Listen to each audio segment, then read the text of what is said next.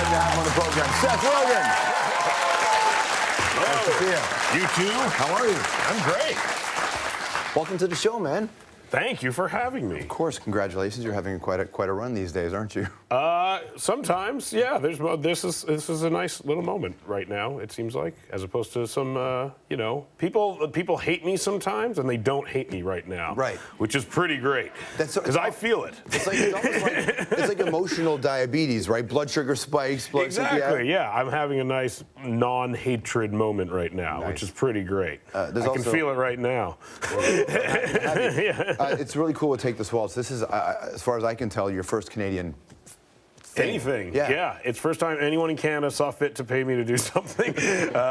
So it was nice, honestly. I have a lot of friends. Jay Baruchel is a good friend of mine, and he makes a lot of Canadian movies and constantly really gives me a hard time for not making more. He truly does? He truly does. He's like, you should be ashamed of yourself.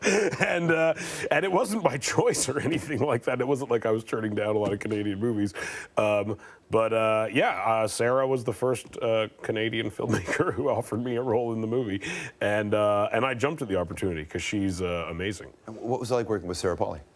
She was very gentle, which is not something I'm used to, working with a bunch of comedians who are kind of dickheads. To me, like a legitimate direction is boo. I've gotten that, and she doesn't do that by any stretch of the imagination. Can you imagine that? I know. Yeah, she's very, talking about the emotions of it, which again isn't something. I remember one like a direction from Judd Apatow was like less cum jokes. That's like my average direction. No cum jokes. Just less cum jokes. Yeah, oh yeah, never no cum jokes. That would be shooting ourselves in the foot. But but with her, it was very. It was great. She would really, it was the first time, there was times that she'd be talking to me and Michelle Williams and be like, wow, this is what it must be like to work on like a real movie. But I'm more than willing to throw myself in other people's hands because I don't really have a set way I like to do it. But in this particular film, you get to be in a really odd spot. I mean, you get left by, you have to deal with problems in a marriage and it's a hard place to be. Yeah. And do you have a lot of experience in that scenario? No, honestly, I'm engaged right now, and I was actually planning my proposal to my now fiance while we were filming the movie.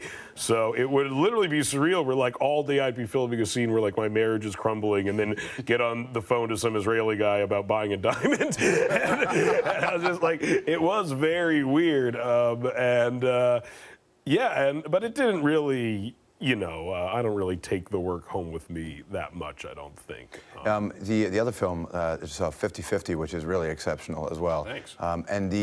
That's your story in a sense, through one of your friends. Yeah, through one of my friends. One of my good friends, I used to write for the Ali G show in 2005, I want to say, and one of the producers on the show was also, we were both 25 at the time, this guy Will Reiser, who we became good friends with, me and Evan Goldberg, my writing partner. So we started hanging out with Will, and then after the show ended, he was told that he had a giant tumor on his spine. And so we're 25 years old. We had like no concept of how to deal with it at all. And really funny stuff kept happening, honestly. He was in a weird relationship, and we all kind of were single at the time, so we kind of had our own motivations as well. And when he got better, we realized that not only had a bunch of funny stuff happen, but like he was a better person. Like he was kind of annoying and neurotic before and just like not the easiest guy to be around, honestly. But afterwards, he was much more chilled out and much more relaxed, and he like followed the course that a character in a movie follows. And so we were like, if you just write almost essentially exactly what happened, it would probably make an interesting movie. It's a raw movie, right? You watch a friend trying to learn how to deal with the impending death of his own friend. Did you feel those things when he called you? What was the scenario where you take the phone call and here? The actual scenario was ridiculous. So ridiculous we couldn't put it in the movie. But so first, my friend Dave called me and said, Will has cancer, don't tell him I told you. And then he hung up. And I was like, what? What does that mean?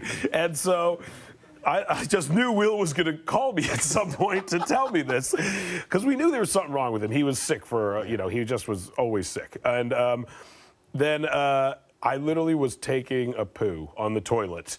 And thank you for telling us where, in case it wasn't there. It was. And my phone rang, and it was Will, and I knew it was Will telling me he had cancer, and so I couldn't not answer it. And so I literally, A, had to pretend I wasn't on the toilet taking a poo, and B, had to pretend that I hadn't just been told 10 minutes earlier by another one of our friends that Will had cancer. So the whole time I'm literally sitting there like, oh, really? You have cancer? Oh, that's so messed up. But I knew already, and I literally, like, vividly remember, like, sitting there being like, why am I here? Like, and that's what was so sick at the time, is like, I was pitying myself in the situation, is what's really funny in retrospect. Is like, oh yeah, Will has cancer, but I'm the one on the toilet who has to deal with it. But what did you learn about yourself during that process as a friend? That I'm not very emotionally connected to my friends at times, and that none of us really talked about how we felt at all. I mean, that's what was really interesting, is in writing the movie, we all had to kind of acknowledge what we did do and what we didn't do in order to make the characters well-rounded, and we all realized, like, there was no moment where any of us really, like, looked at each other and were like, this is crazy, we should talk about this. I'm here for you, man. You ever need to talk, you can call me. That, like, never happened. Like, I literally remember, like, the conversations were more like, if we called Make-A-Wish, are you too old to get a wish? And, like, what's the craziest wish? Could we go to Amsterdam when they sell all of us to Amsterdam? Is that acceptable? Like, what could we do as a wish? Like, those were the conversations we'd have. It was never serious. It was always, like, the most ridiculous version of what you would imagine those conversations were. Do you think that was like a male bonding mechanism with which to survive? It was totally to avoid just actually talking about how horrifying it was that he was going through this, and that he was our friend, and that he could die, and that it literally meant it could happen to anybody in a strange sense also, you know? I mean, it kind of made no one feel safe in a way, you know? And yeah, we literally just never talked about that as it was happening. And then as we were writing the movie, we were like, yeah, I guess that is what we were all thinking. But no one articulated it to anybody. You know, you hear a lot of people when they talk about you, there's this sort of, I guess it's a loose terminology, but people like the idea of, like, heralding you as a version of a slacker king, but I've never seen a slacker do more. You seem like you're a doer. Like, you were 13 when you went on stage to win comedy, or maybe even 12. You have activist parents, right? Like, left-wing parents. Do you feel like a doer? I'm just one of those rare people that can do a lot of stuff while they're stoned. That's it. That's all it is. Don't leave your folks. How do your folks feel about that? They've accepted it. I'm sure they would prefer that wasn't the way I did things mostly. But yeah, it's funny. Out of all the crazy, ridiculous stuff we've done in our movies, yeah, they've never really had a problem with it. But every once in a while, my dad will see me on a talk show and be like, you always have to tell stupid weed stories when you're on talk shows. And I'm kind of like, it's all my stories. It's all I have. I'm sorry. What was it like growing up with parents that were, I mean, your dad was, was working in the community, your sister as well, social worker, right? What was that like growing up? It was great, you know. I think it gives you a very good sense of just empathy and human interaction. I think, like, socially, they're very, competent, and some people you just meet and they're weird. And I think, like, I'm not that much one of those people. I think they were always very supportive, Like Evan, my writing partner, who I wrote Superbad and Pineapple Express with, and who I produced 50/50 with, like, we would literally write every day in his house, mostly like after school and high school. We would come to his house and start writing Superbad. And you were teenagers, man. Yeah, right? and my parents were always really supportive of it, and his parents were always like, you idiots are wasting your time, you should go out and play. And we were like, go out and play? We're 16 years old, what does that mean? And we're trying to write a movie. And I give Evan's parents, I constantly give them shit about it. But yeah, I mean, my parents were really supportive, and they were never saying we were wasting our time. They were buying us Final Draft, the program we needed to write the scripts on. Like, they were really helpful about it, Did your parents ever take you to a protest? Yeah, kind of. They would kind of create protests out of things that weren't supposed to be protests. I remember there was this.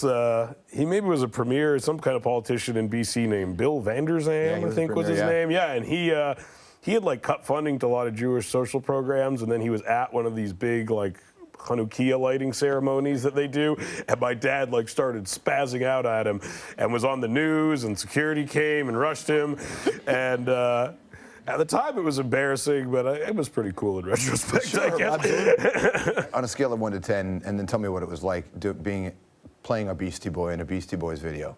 Oh man, way more than 10, like a million. It was the greatest thing that I ever did. It was the whole time we were doing it. It was like surreal. I mean, it was like the greatest thing ever. Like we felt like we went to like fantasy camp. Like you hear like, I don't like baseball, but you hear about people getting to play baseball with Mickey Mantle and stuff like that. That's what it felt like. Like it felt like, and you got to dress up like them. Like it literally felt like we went to like Beastie Boy fantasy camp where you got to be a Beastie Boy, and MCA directed the video. And there was one part where like, they have like their low angle lens on the camera, and it's like a fisheye lens, and he's like literally explaining to us like how to do the Beastie Boy rapping. He's like, one guy's in the middle rapping, and the other two guys are on the side dancing around, and we're like, that's what the Beastie Boys do, and like it was amazing. Now, were you, how far into or after 50-50 were you when you were doing it? Because MC is battling cancer. And yeah. Did you guys talk about that at all? We actually had, definitely. And I don't think he had seen the movie. At one point, we were wondering if maybe they would do a song for the movie, because we knew that maybe it would be something they were interested in, but it didn't work out. But yeah, we did talk about it. And again, he was a perfect example of a guy who, like, it really didn't come up. Like I mean, if we hadn't had this thing to bring it up, like, he was just doing his thing, and he was being funny, and he was telling jokes, and like he was directing a music video, and it was amazing. I mean, I'm a bit a fan of theirs since I first heard their music, so it was unbelievable. So your experience on Take This Waltz with the wonderful Sarah Pauly, do you expect more Canadian productions in your future? I don't know, Canada. That's up to you, I guess, isn't it? Seth Rogen, everybody. Yeah.